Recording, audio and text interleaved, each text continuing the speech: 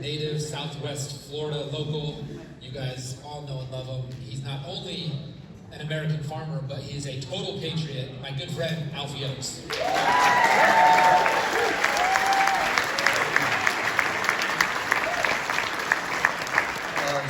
is being filmed. Some of you locals may know a little bit of this story, but I'm only going to waste a minute for the intro, but we'll do the intro real quick. People all over the world have their eyes on Southwest Florida tonight. It's all over a single national news story that's gone viral, and at the center of it is the owner of Seed to Table Market, who spoke with one of the most watched morning shows in America. A Naples grocery store going viral for not requiring masks inside.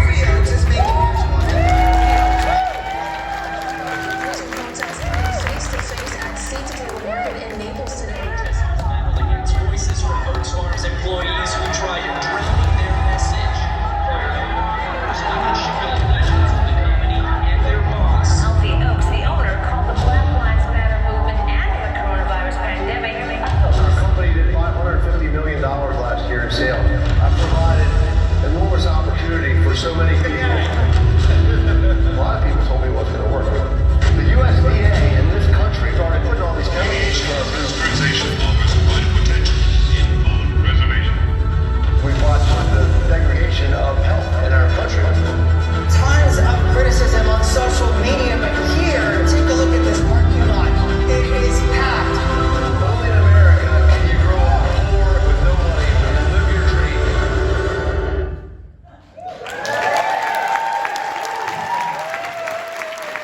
It's been an amazing journey.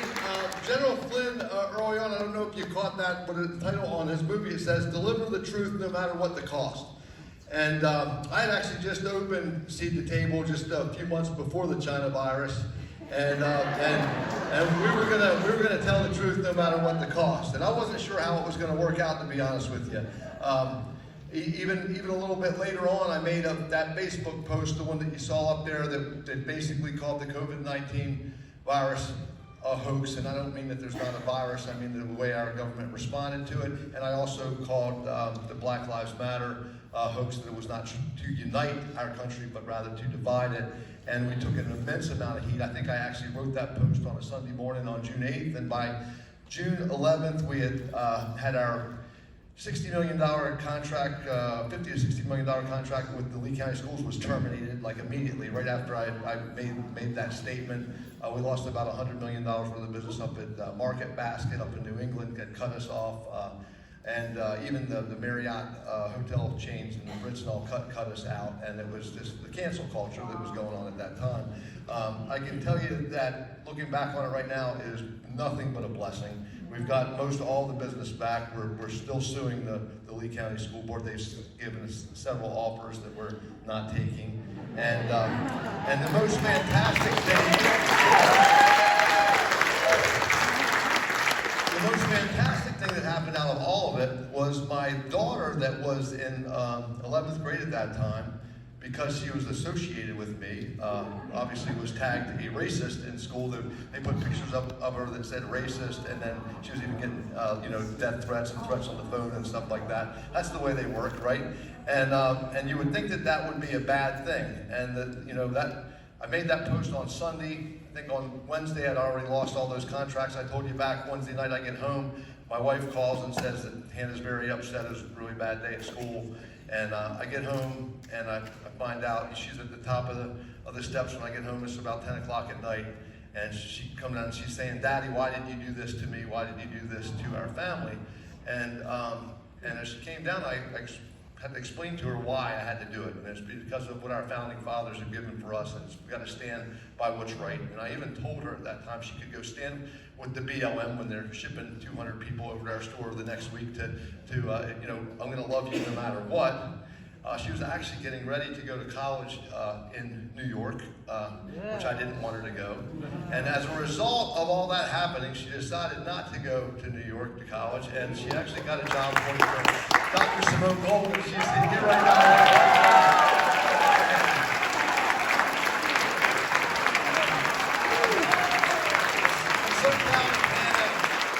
Last night we had the event at Seed to Table there, or the dinner with with the doctors that seat the table, and the respect and everything that these people were given to her and the way that she does her job made me incredibly proud. And I know that sometimes things that God puts in front of us that seem like they're difficult are for the best. It's really worked like that for most of my whole entire life, and super proud of you, Hannah. I just wanted to bring up and introduce you to her, and I want to talk a little bit now about food.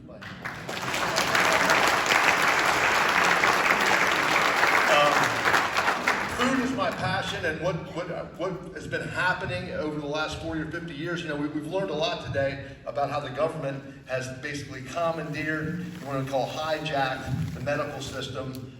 It's also hijacked just about every other industry. I mean, we obviously, everyone knows about the media has been hijacked. The churches were squelched, saying they're going to lose their non-profit status, right? The schools and universities have been. But a lot of people don't realize how bad the farming industry, and when I'm talking about the farming industry, I'm talking about not just the farms like I grow vegetables and the wheat and other farmers, but even at this point, the dairy farmers, the beef farmers, and even the fishermen. This global entrenchment is happening in every one of those industries. For me, we're farming 6,000 acres. I can't even buy any of my seed the product that I grow in the United States. I have to buy my seed in Europe because it's the only way that I can get non-genetically modified seeds, because basically the companies like Monsanto, Bayer, they're all kind of one and the same. DuPont, they've all hijacked the farming industry in the same way that they've kind of manipulated the colleges to send the doctors, many of them on the wrong track. They're doing the same thing with the farmers. And when it comes to seafood, a lot of people may not realize this. I have a seafood distribution business that was struggling, and I was looking to buy some boats. I like to, we're seed to table. We like to have everything. We like to get it right direct from the source. So I was going to buy some boats, and I never really knew how the fishing industry worked. And then I found out that, 10 or 15 years ago, they started doing this thing called quota for the fish. So a lot of people may not realize this, but if I was to go buy a boat and go out and try to go fish and catch red grouper or snapper or any of these fish that's predominantly the fish that we would want to sell, I have to first of all get permission and get quota from someone that owns the quota. And you would say, okay, well maybe it's 50 cents a pound or something like that, something that you can afford. It's not, it's like $5 a pound. You have to pay someone to go catch the fish. And it's actually putting all the fishermen out of business. And these big companies, the BlackRock and Vanguard and State Street, these big investors own the quota. With the meat industry, 85% of all of the meat industry, all the cows get butchered, the cows and pigs get butchered from 4 different companies.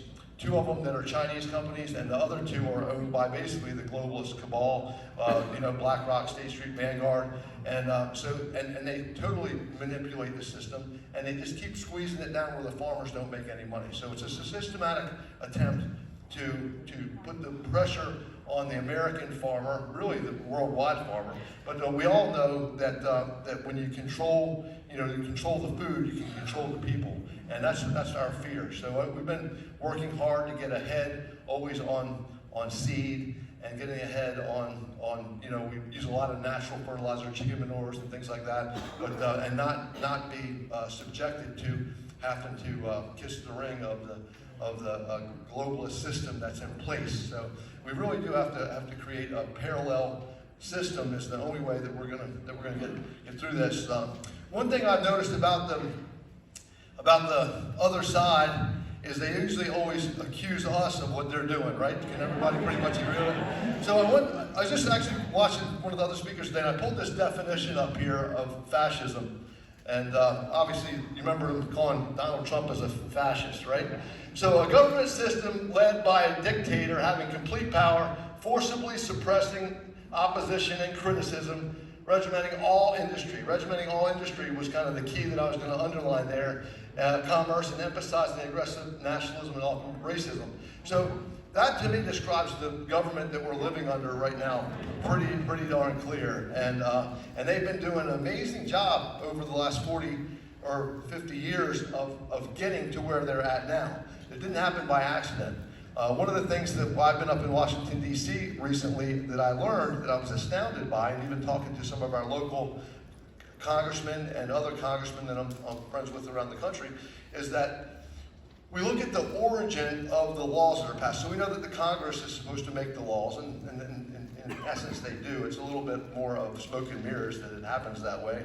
But the true architects of most of these bills that you see them, wheeling in the 70,000-page bills that no one has a chance to read. The architects of these things are these globalist think tanks.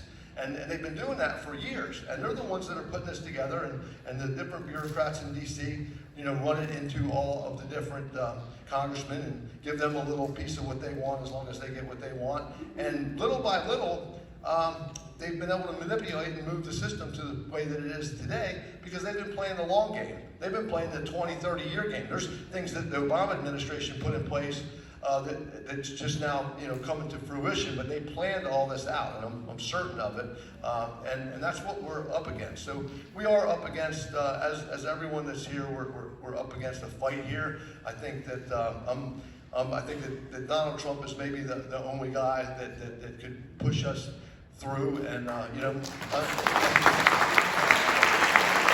not a Republican thing for me because my second choice would be Bobby Kennedy. It's really I'm disgusted with the Republican Party, well, actually more than the Democrat Party, because it's just we need people that are going to resist the establishment, which really is the globalist, which really is fascism. So that's what they're after, and so I'm going to close. I only got a few minutes left here, just on health, because I like to so many people have not been paying attention to what's been going on with our food, and they think that like maybe a Big Mac, which was never great for you, but they think a Big Mac that they would eat today, like that they would give to their kids today, is the same Big Mac that they had 20 years ago, and it's not. It's not even close. Back 20 years ago, McDonald's French fries were made with beef tallow, actually pretty healthy. It's super expensive to get beef tallow now. The other thing is their burgers were made with 100% pure beef even back then. Now it's a mix of who knows what from who knows where, and then you got the folic acid that the government decided that we had to put in our bread back in 1977. That's another thing that's very toxic to us. So a lot of people are just unaware of this because the mainstream media obviously has no reason to get that out there. They're advertisers. I mean, one of the things that really hit me hard is someone was saying, I don't watch TV. I haven't watched TV for years, but when you watch TV, as I remember, there was like massive amounts of pharmaceutical commercials on all the time, and is the reason that they have those pharmaceutical commercials on to try to sell the product? And the reason is I don't think so. Because most of the time, if someone's going to go on a medication, I've also never been on a pharmaceutical medication. I've never used sunscreen or never used underarm deodorant.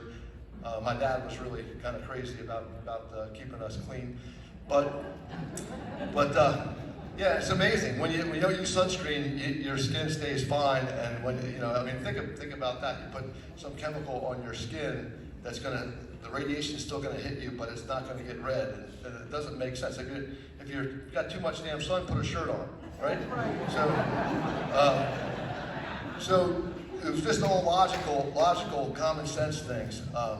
But when we watch what's happened here, they have just been steering us in the wrong direction. And back to the pharmaceutical companies is the reason that they have all those ads on isn't because maybe if it's Viagra or something, the ad helped sell some pills, but most of it, it's going to be whatever your doctor would have put you on, right? So then why do they have so many ads? It's so that they can control the narrative with all the media outlets, right? They have that control. I have big customers that I don't want to piss off. Of course, if they're going to ask me to do things that are going to kill people, I might not be involved in it. But you're going to always, play a little bit if someone that controls your purse strings would do the tune of millions of dollars. I mean, obviously we know every one of these news media outlets, if they lost the pharmaceutical advertisements, they'd be done. They're almost all done right now, thank God, because people are becoming awake. Yeah, I think like to close on just be skeptical always of the government. I think everybody is on that. But the one thing a lot of people haven't been skeptical of it is what I call man's food. The only food that we really need to put in our body, and I've been blessed to have that good food all my life, is what I call God's food. It's simple, single food that you know that was here hundreds or so years ago. We have raw milk. We don't drink the homogenized, I call it poison milk. So if you just go with God's food, you're going to be good. And I'm not saying that every bit of man's food is bad, but just like everything man does, you have to be very skeptical of it and start reading your labels. And I'm going to be writing a book about that soon. So thank you guys for all listening.